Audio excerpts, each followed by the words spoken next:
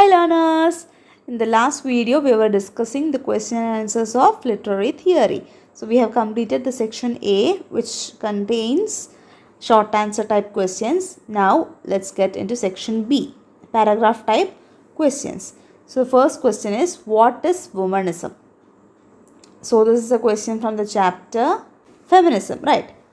Alice Walker coined the term womanism to signify a movement of women who stands up for all the women in the world. Her collection of essays titled In Search of Our Mother's Gardens, Womanist Prose is a manifesto of womanism.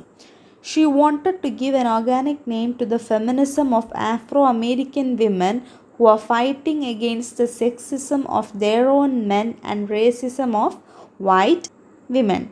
It perceives gender discrimination as intersectional, as happening in different areas like class, gender, and race. Walker envisaged womanism as a movement of women who are courageous and responsible to stand up for the rights of all women. Okay, so womanism എന്ന് പറയുന്നത് it deals mostly with black women's. It deals with the racism of white women. വിമൻസിൻ്റെ ഇടയിൽ തന്നെ women's ഈക്വാലിറ്റിക്ക് വേണ്ടിയിട്ടും ജസ്റ്റിസിന് വേണ്ടിയിട്ടൊക്കെ fight ചെയ്യുക. അപ്പോൾ mainly black വിമനിന് വേണ്ടിയിട്ട് black വിമനെയാണ് focus ചെയ്യുന്നത്. ഫെമിനിസം എന്ന് പറയുന്നത് എല്ലാ ജെൻഡറിനെയും ഈക്വലായി കാണുക എന്നുള്ളൊരു കൺസെപ്റ്റ് ആണെങ്കിൽ വുമനിസം എന്ന് പറയുന്നത് it is to consider all women equal. Next question, structuralist narratology. Structuralist narratology, or simply narratology, is the structuralist theory and critic of narration or narrator. അപ്പം ഇത് സ്ട്രക്ചറലിസ്റ്റ് എന്ന് പറയുന്ന ചാപ്റ്ററിലാണല്ലേ. സ്ട്രക്ചറലിസ്റ്റ് നാരറ്റോളജി എന്താണ്? അതിന് സിംപ്ലി നാരറ്റോളജി എന്നും പറയാം. Actually it is the critic of narrative. നരേഷൻസിനെ അല്ലെങ്കിൽ നരേറ്റീവിനെ, സ്റ്റോറീസിനെ, നരേറ്റീവ്സിനെ ക്രിട്ടിസൈസ് ചെയ്യുക. അതാണ് structuralist narratology. It is concerned with the general codes that structure the literary narrative. Narratology, or the French word narratology, was first used by Shwedan Todorov. Structural narratologists believe that meaning is derived from the universal structure of the narrative rather than from the specific stories told. അപ്പം ഒരു നരേറ്റീവിൻ്റെ story അതിൻ്റെ structure അല്ലെങ്കിൽ meaning അതിൻ്റെ സ്ട്രക്ചറിൽ നിന്നാണ് derive ചെയ്യുന്നത്, അല്ലാതെ സ്റ്റോറിയിൽ നിന്നല്ല. ബിക്കോസ് സ്ട്രക്ചറലിസ്റ്റ് എന്ന് പറയുമ്പോൾ we know they give importance to the structure അല്ലേ. സോ ദേ സീയിങ് ദാറ്റ് ഒരു നരേറ്റീവിൻ്റെ മീനിങ് എന്ന് പറയുന്നത് it is derived from structure, not from the story that it is told. Levi-Strauss' structural analysis of myth led to the development of structuralist narratology. Next question, Frankfurt School. So this is from Marxism. The Frankfurt School stands for both a social and philosophical movement known as critical theory and the institution which was instrumental in the sprouting of the movement, the Institute for Social Research. Okay, but the Frankfurt School എന്ന് പറയുന്നത് ഒരു ഇൻസ്റ്റിറ്റ്യൂഷനുമാണ്, ഒരു social and philosophical മൂവ്മെൻറ്റുമാണ്. Frankfurt school അതിൻ്റെ ആ ഒരു മൂവ്മെൻറ്റിനെ critical theory എന്നും പറയുന്നുണ്ട്. Now, Institute for Social Forschung, as it is known in German, is a social and political research center established by Karl Grunsberg in 1923 in Frankfurt, Germany. അപ്പോൾ അതൊരു research സെൻ്ററാണ്. Call ഗ്രൺസ്ബർഗ് 1923 ഫ്രാങ്ക്ഫർട്ടിലാണ് അത് establish ചെയ്തത്. Leading Marxist Max Horkheimer, T.W. Adorno, Walter Benjamin, Herbert Marcuse, and Erich Fromm were associated with the Frankfurt School. They applied basic tenets of Marxism to analyze society and social relations. അപ്പം മാർക്സിസത്തിൻ്റെ തിയറീസാണ് അവർ സൊസൈറ്റിനെ analyse ചെയ്യാൻ വേണ്ടിയിട്ട് use ചെയ്തത്. After taking charge as the director of the institute, Max Horkheimer widened the purview of its study by adopting an interdisciplinary approach. Okay. Max Horkheimer അതിന് ഡയറക്ടറായി charge എടുത്തതിന് ശേഷം അദ്ദേഹം ഒരു ഇൻ്റർഡിസിപ്ലിനറി അപ്രോച്ചാക്കി മാറ്റിയത്. മറ്റുള്ള ഡിസിപ്ലിൻസും മറ്റുള്ള ഏരിയാസും കൂടെ അതിലേക്ക് കൊളാബറേറ്റ് ചെയ്തു.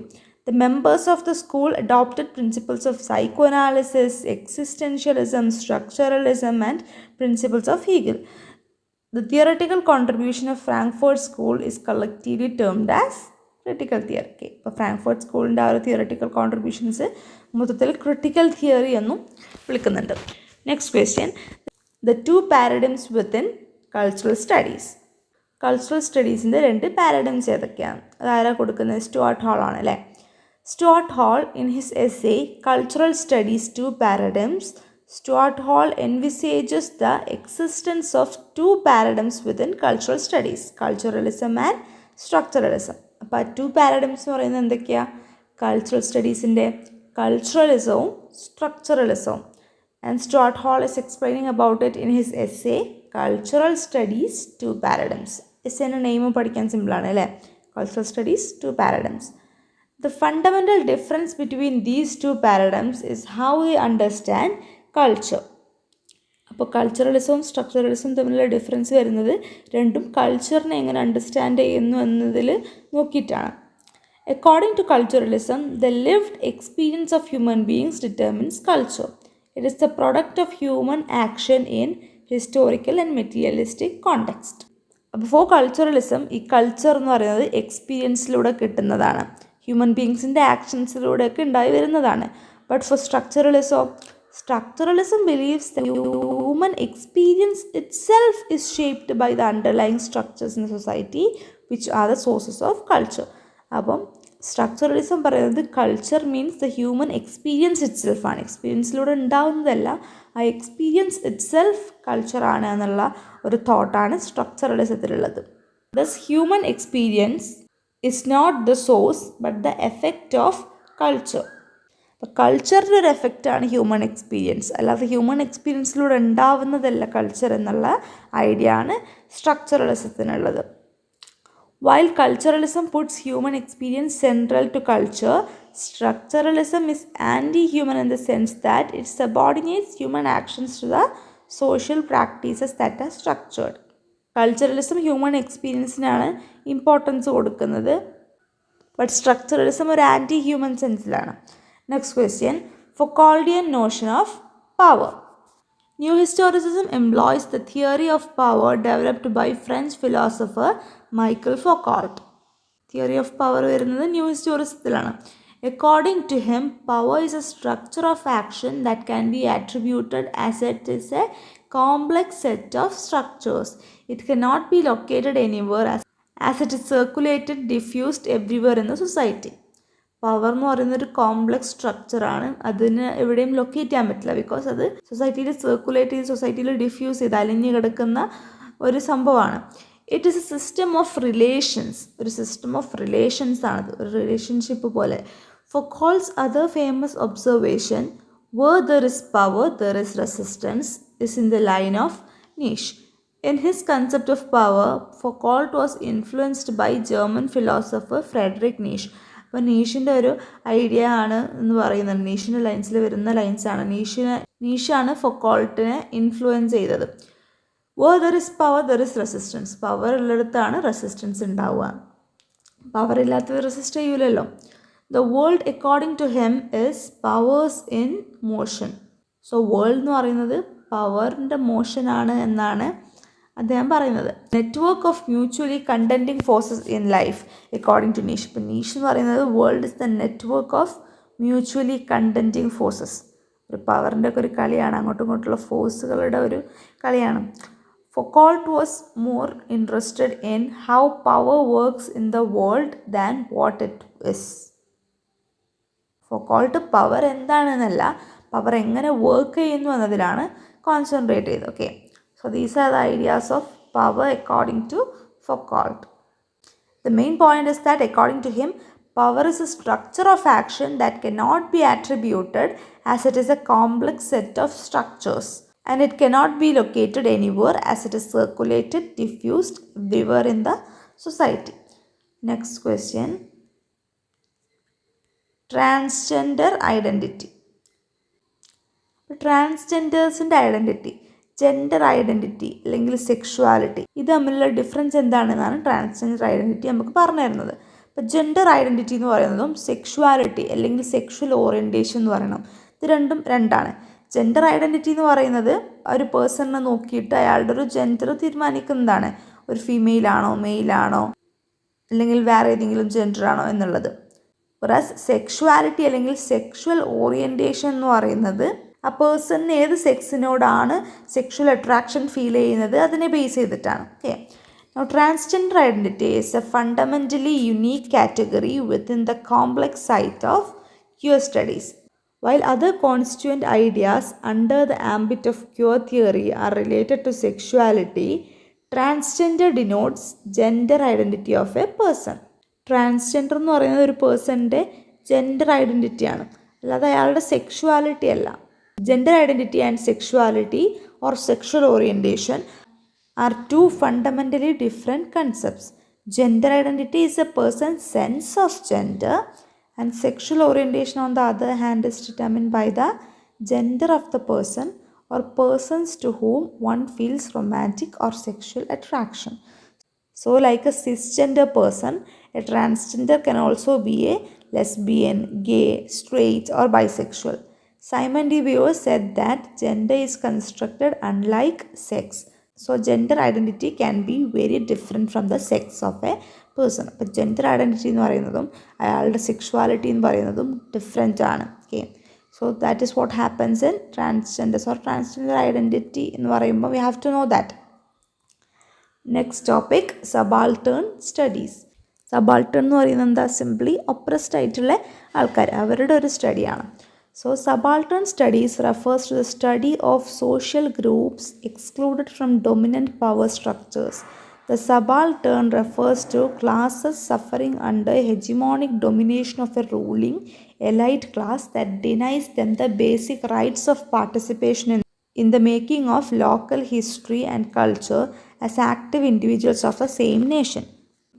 ഡൊമിനേറ്റ് ചെയ്ത് നിൽക്കുന്ന പവർ അല്ലെങ്കിൽ പീപ്പിൾ കാരണം സഫർ ചെയ്യുന്ന ഗ്രൂപ്പ് ഓഫ് ആൾക്കാരാണ് സബാൾട്ടേൺ എന്ന് പറയുന്നത്. അവർക്കും ഇവരുടേതായ സെയിം റൈറ്റ്സ് ഉണ്ട്, but their rights are denied. Gramsci's intentions when he first use the concept of subaltern are clear enough. The only groups Gramsci had in mind at that time were the workers and peasants who were oppressed and discriminated against by the leader of the National Fascist Party, Benito Mussolini and his agents. But National Fascist പാർട്ടിയുടെ leader Benito മുസോളിനിയും അദ്ദേഹത്തിൻ്റെ ഏജൻസും oppressed ചെയ്ത വർക്കേഴ്സിനെയും പെസൻസിനെയും ഉദ്ദേശിച്ചിട്ടാണ് subaltern എന്നുള്ള word ഗ്രാംസ്കി പറയുന്നത്. The subaltern classes, by definition, are not unified and cannot unite until they are able to become a state. അപ്പോൾ ഈ subaltern ക്ലാസ്സസിന് ഒരിക്കലും unite ചെയ്യാൻ പറ്റില്ല, അവരൊരു സ്റ്റേറ്റ് ആവാതെ എന്നാണ് പറയുന്നത്. Their history, therefore, is intertwined with that of civil society and thereby with the history of states and group of states. Even though the subaltern people have the same complex history as that of hegemonic classes, they lack the authenticity and acceptance the latter class enjoys. ഒരു dominant ക്ലാസ്സിന് കിട്ടുന്ന ആ ഒരു അക്സെപ്റ്റൻസും ഒതൻറ്റിസിറ്റിയും ഒന്നും ഇവർക്ക് കിട്ടുന്നില്ല, സബാൾട്ടേൺ പീപ്പിളിന്. Next question, ecofeminism. So ecofeminism, eco criticism എന്ന് പറയുന്ന ലാസ്റ്റ് ചാപ്റ്ററിൽ ഇതാണല്ലേ.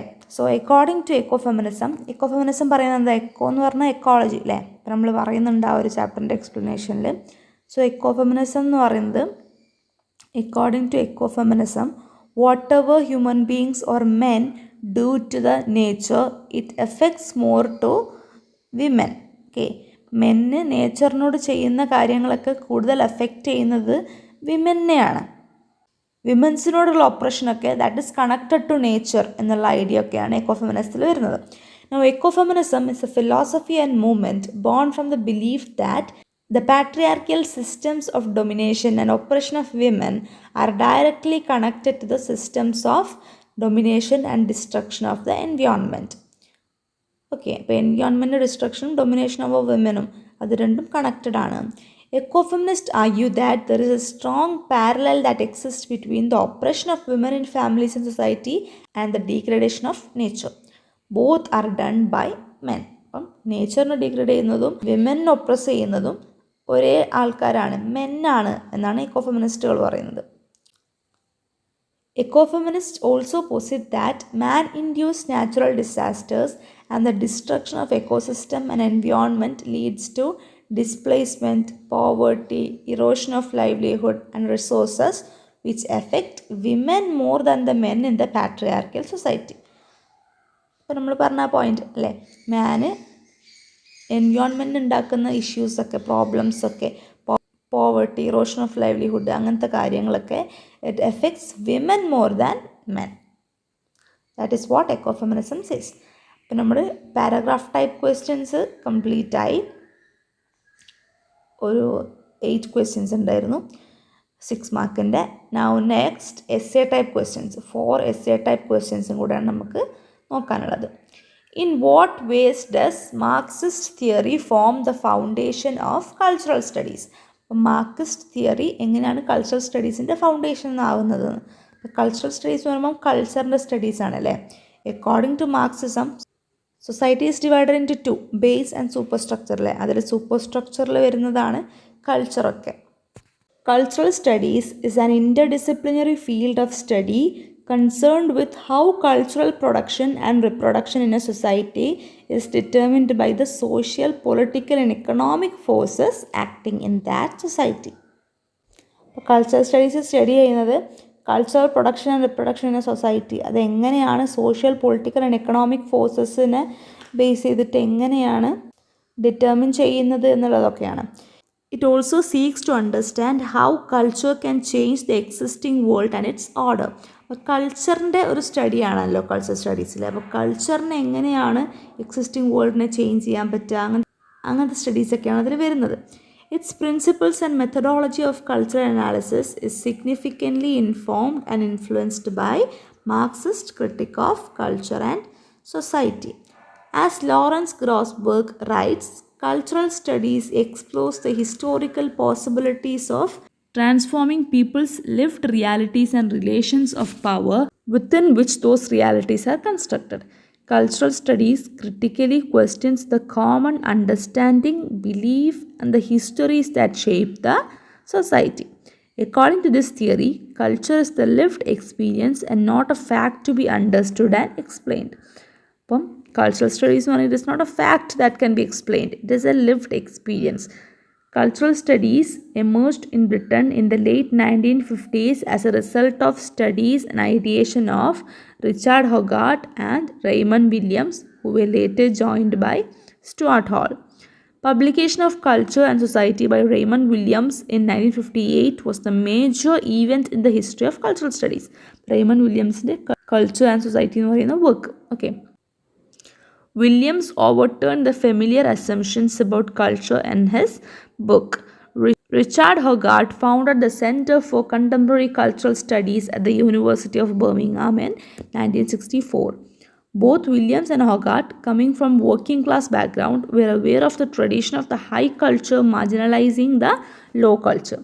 അപ്പം വില്യം ആണെങ്കിലും ഹൊഗാർട്ട് ആണെങ്കിലും they were from working class. അപ്പം മാർജിനലൈസേഷനെ പറ്റിയൊക്കെ നല്ല ധാരണ ഉണ്ടാവും അവർക്ക്, ഹൈ കൾച്ചർ ലോ കൾച്ചറിനെ മാർജിനലൈസ് ചെയ്യുന്നതൊക്കെ. They pioneered inquiries about the cultural practices of the working class and the marginalized sections.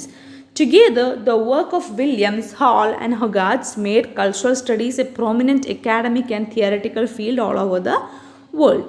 Marxist theory forms the foundation of cultural studies. Culture is a part of society that is included in superstructure. നമ്മൾ പറഞ്ഞു അല്ലേ, Marxist ഐഡിയോളജിൻ്റെ ബേസും super സ്ട്രക്ചറും, അതിൽ super സ്ട്രക്ചറിലാണ് culture വരുന്നത്. Now next question. Discuss postmodernism as a critic of meta-narratives. So post modernism മെറ്റാനറേറ്റീവ്സിൻ്റെ ഒരു ക്രിട്ടിക്കാണ്, മെറ്റാനറേറ്റീവ്സിന് against ആണ് എന്നുള്ള ഐഡിയ. Post modernist distrust of meta-narratives was expounded by Jean-Francois Lyotard. By the end of 1970s, Lyotard was entrusted with the duty to make a detailed account on the nature of various streams of knowledge as it existed, especially in the developed societies by the end of the 20th century. The result was the postmodern condition, a report on knowledge. In this, Lyotard defines postmodernism as an incredulity towards meta-narratives. Postmodernists attempt to replace meta-narratives by focusing on specific local context as well as on the diversity of human experience. They argue for the existence of a multiplicity of theoretical standpoints rather than for grand, all-encompassing theories.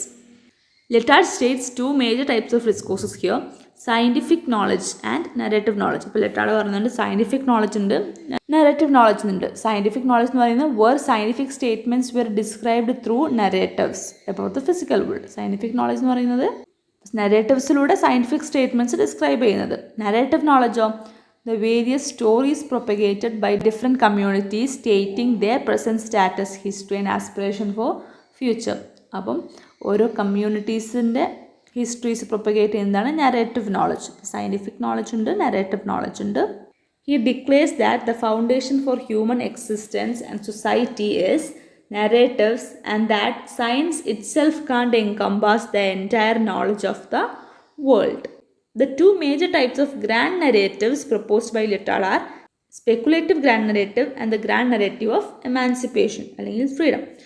Now, Lyotard is of the opinion that postmodernism encourages a fractured, fluid and multiple perspectives rather than the totalizing meta-narratives.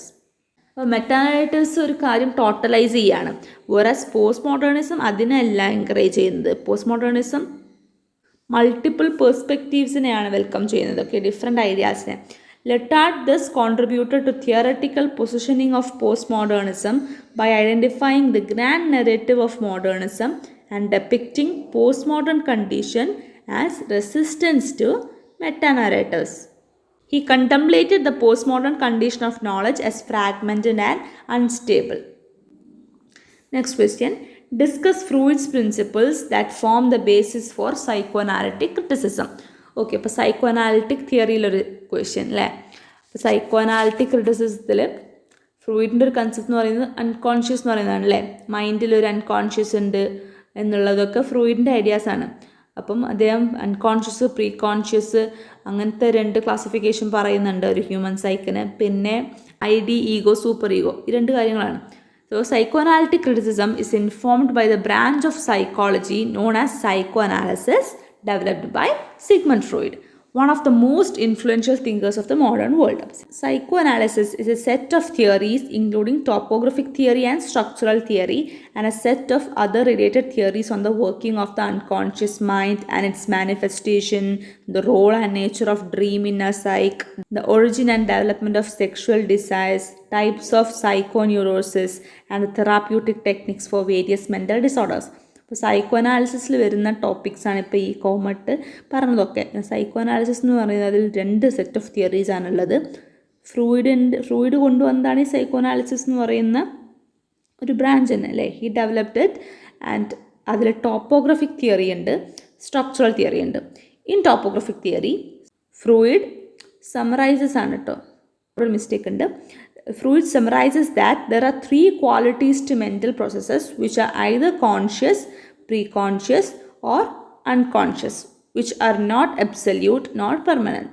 അപ്പോൾ mental പ്രോസസ്സിന് three qualities ഉണ്ട്. ഇതൊക്കെയാണ് conscious, pre conscious, unconscious. Okay, അപ്പോൾ topography തിയറിയിലാണ് conscious, pre conscious, unconscious വരുന്നത്. Now in his famous structural theory, Freud envisages three levels of human psyche: ID, ego and superego. ID is the repository of our basic instinct, which is dark and chaotic. Conscious part of our psyche has no direct access to this zone, which operates on pleasure principle and does not care for the social conventions, values or logic. അപ്പോൾ ID, ego, super ego അല്ലേ. അപ്പോൾ ID എന്ന് പറയുന്നത് ഒരു abnormal unconscious മൈൻഡിലുള്ളതാണ്. Conscious പാർട്ടിന് ആ ഭാഗത്തേക്ക്, മൈൻഡിൻ്റെ ആ ഒരു ഭാഗത്തേക്ക് ആക്സസ്സേ ഇല്ല. സോഷ്യൽ കൺവെൻഷൻസോ വാല്യൂസോ ഒന്നും അത് കെയർ ചെയ്യില്ല. അപ്പോൾ ഒരു അൺകോൺഷ്യസ് മൈൻഡിൽ ഉള്ളതാണ്. അപ്പോൾ it will be dark and chaotic. പിന്നെ അടുത്തത് ഈഗോ വരുമ്പോൾ കുറച്ചുകൂടെ റിയാലിറ്റി, ലോജിക്, റീസണിലേക്കൊക്കെ വരും. സൂപ്പർ ഈഗോ ആകുമ്പോൾ കുറച്ചും കൂടെ. സോ ദിസ് ID എന്ന് പറയുന്നത് it lies in pleasure principle എന്ന് പറയുന്നത് എന്താ? It is completely associated with pleasure of a life. Ego is a structured level of logic and reason. It tries to mediate between the ID and the external world.